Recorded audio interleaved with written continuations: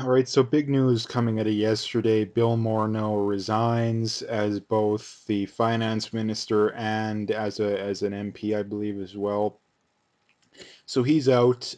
They're currently in the process of doing a cabinet shuffle, which is basically just code for Bill Morneau is going to take the fall for something that I mean he should be forced. I mean I don't know as far as I would go as far as to say forced, but in any just and sane universe, Bill Morneau would resign. The same goes for Justin Trudeau and a lot of these other people that were involved in this scandal. And like I mentioned before, it really kind of bothers me how people I constantly hear people downplaying this, and not that it's the worst scandal in the history of the government. I mean, I can't think of anything off the top of my head that's worse, but I imagine there's things that are worse.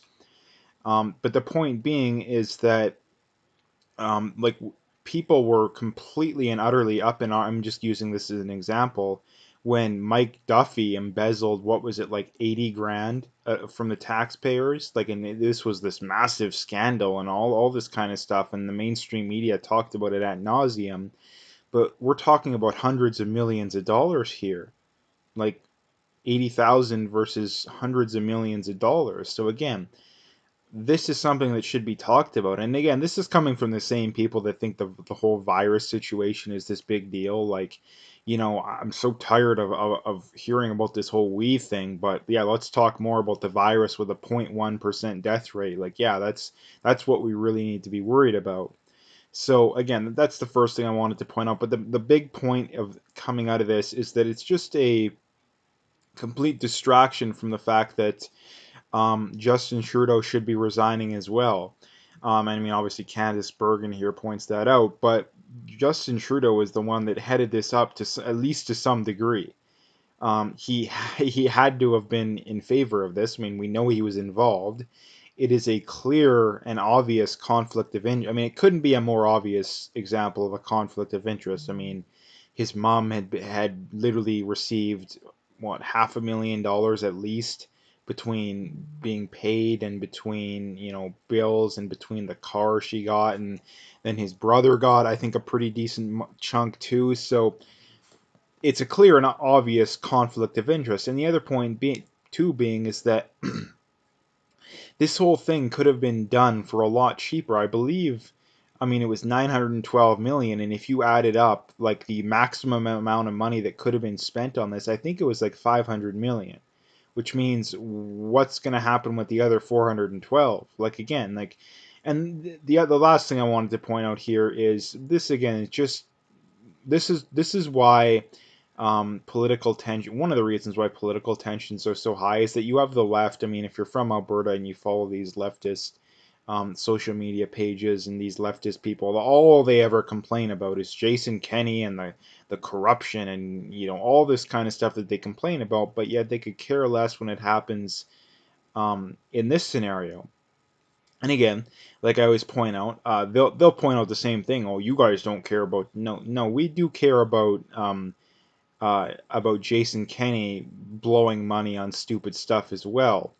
But the point being is that the average everyday right wing voter wants to give the government less power. They want the government to be more decentralized. What would happen if the government has less power and is more decentralized? There is less of an incentive and even less of a possibility to begin with for this kind of corruption to go on.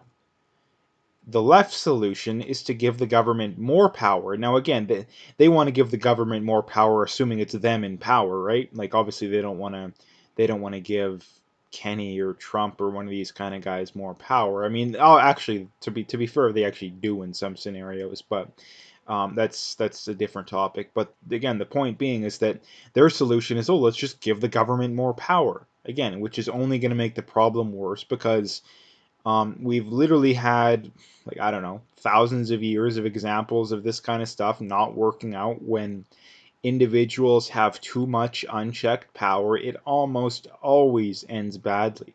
It almost always ends badly. So, again, that is why I'm so hard on the left. And again, for anybody out there who's, oh, you all you ever do is hate on the left, well, if you want to hear right-wing hating, the CBC is there for the taking. That's pretty much all they do. And the reason why I spend the vast majority of my time talking about that kind of stuff is because it's a lot more honest. If the mainstream media was honest and objective in their reporting, I probably wouldn't even make videos, or at the very least, to a lesser degree.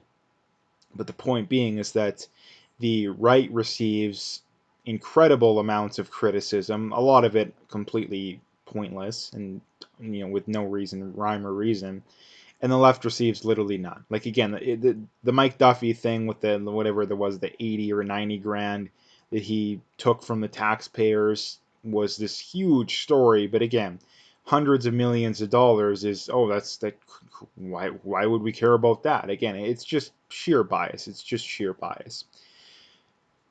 So the next thing I wanted to bring up, again, this is something that I've been seeing stories like this. So again, I wanted to bring it up, and it's dentists sound the alarm over damage caused by masks. And again, I've been pointing this kind of stuff out, and you talk to these mask Nazis and just these paranoid, delusional people, and there's no changing these people's mind again, because when you're never going to change their mind about the science. But the one thing that you'd think you'd be able to change their mind on, because it's rather obvious, is the fact that masks can do, there is a downside to masks, and every single expert has pointed that out. But um, I guess the point being is that there is damage to masks. I mean, we have dentists pointing that out.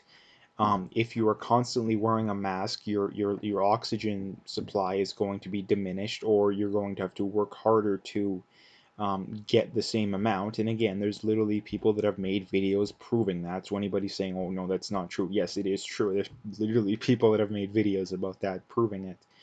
Not only that, too, you're not going to be exposing yourselves to the usual amount of bacteria, which is going to weaken your immune system. And again, people point that, oh, no, that's not true. That I've literally seen like scientific studies pointing that out, but it doesn't make any sense. And it doesn't make any sense for simple reasons that if you look at populations, I mean, it's the classic farm kids versus city kids example.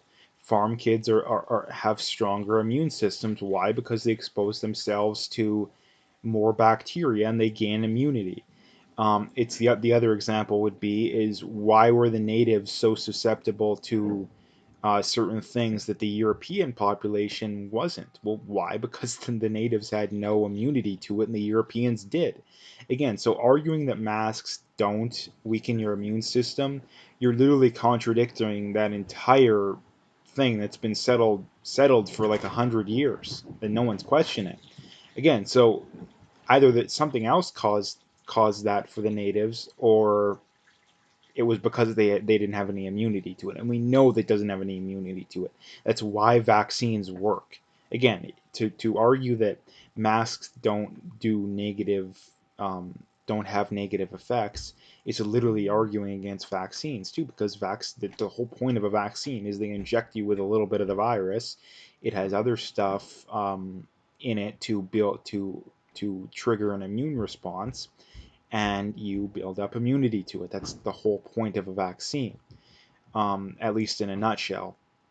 But again, this is the problem too, is that these people are so stupid that they don't even realize that they're arguing against positions um, that they've been holding for the longest time. So again, it's very crazy that these people are that ignorant. And again, the argument was never, ever, ever masks are perfect or masks literally don't work whatsoever. No, I think the a lot of these homemade cloth masks, yeah, they don't work. Let's just be honest about that. There's no evidence that those work. The medical masks, yeah, there is some evidence those work, but again, there is downsides to it. And the other problem, like I've been pointing out too, is the vast majority of people don't wear them properly. The vast majority of people don't. Again, for example, I have never, ever, I mean, this whole mask stuff has been mandatory for around 3 weeks now, at least where I'm at. And I mean, it's not everywhere; it's just in certain spots. But I have never seen someone who properly puts a mask on and takes it off. For the simple reason, and again, one of the areas I frequent a lot is somewhere where you only have to wear masks in the main area. Now, to wear a mask properly, you need to sanitize your hands properly every time you take your mask on and off, or you touch your face or the mask. I've literally seen this happen hundreds of times, where people simply pull it out of their pocket or their bag and throw it on, and when they take it off, no, they take it right off, and then when they're going to leave, they throw it right back on again. I have never seen anyone who does that. Why? Because most people just don't know, and two, because the mask laws exist to simply appear like we're doing something when in reality it's completely pointless. Again, so that's the next thing I wanted to talk about. And the last couple things I wanted to talk about here is, I'm sure most people have heard, Joe Biden picked his VP, or at least VP, potential VP, in Kamala Harris, and I wanted to talk a little bit about that.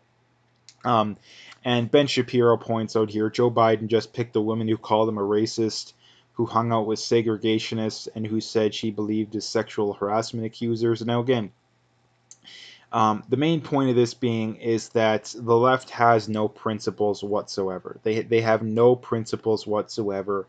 All they care about is power. Will they help out a few people along the way? Absolutely. But in the end, all they care about is power. Again, because we know that Harris was perfectly fine with pointing out the biggest flaws in Joe Biden, which I think is a good thing, because it's only going to give Trump ammo to use against him, come the debate time, and getting closer to the election. But again, the main point being, like I say, is they have no principles. Anybody with any shred of a moral compass, a moral spine, would not pick someone who said those kind of things, regardless of how good you think they are. Now, getting to the other point I want to bring up is from Charlie Kirk here. Isn't it interesting how the party that always accuses Republicans of being racist and sexist just chose their vice president based solely on their race and gender? Again, they have no principles. Most of the stuff the left accuses the right of, they are as guilty or more guilty of. Calling them racist and sexist. Well, guess what? They just picked a VP literally based off their race and their sex. They're the ones that want diversity hiring, which is by definition racist and sexist. They're the ones that are always constantly unfairly, negatively stereotyping white men, for example, when it's flat out not true. They're the ones that when you point out a stereotype that is actually true, they will viciously criticize you for it again. So that's just stuff off the top of my head. I could go on and on. But the main point being is that, like I say, they have no principles whatsoever. They'll constantly, like he says, accuse you of being racist and sexist, and yet they literally just chose their VP solely based off their race and gender. The main point of this being is that the left does not believe in best person for the job. MLK said, judge people not based off the color of their skin, but based off the content of their character. The left is saying, and this isn't, oh, it's just a minority, you're overreacting. No, this is literally picking the VP. This is someone that very much could be the president. Like, I mean, Joe Biden's not going to make it 2 terms, so it's almost a certainty that Harris will be president, or at the very least be the in the main, not VP, but as president, in the running in 2024. So and not only that, they were solely based off their race and their gender. Like, and this is the thing too. Like, how in the world do these people have any self-respect? Like, this is the one thing that I really also can't stand about the left, is that they have no self-respect. Like, do you really want the first female president to be someone that was picked solely based off the fact that they were a female, not because they were actually the best person for the job? Like, how in the world do you have self-respect? Like, how in the world? It's literally participation medal levels of self-respect. Like, I don't know how these people, like, how do you look in the mirror and be happy? Like, I really don't understand it. Um, and the other thing too that they're pointing out briefly is the whole, she's black. She actually isn't. Her dad is one of her parents is Indian and one of them is from Jamaica. So yeah, that she's not actually black. She's actually more Indian than she is black. So that's another thing. Not that that really matters, but that's just something I really wanted to point out because she's not black. Um, but obviously she is a minority. I mean, anything other than white to the left is considered a minority. So um, yeah, but again, the main point being is no principles, no moral spine, no moral compass, nothing whatsoever, no self-respect. Like I don't know how these people, how do you look yourselves in the mirror? Like I really don't get it. I really don't get it. But anyway, that's what I wanted to talk about today. If you like the video, make sure you hit that like and subscribe if you haven't already. And check out those other links that are in the description. Make sure you follow me on those other platforms, and stay tuned for more.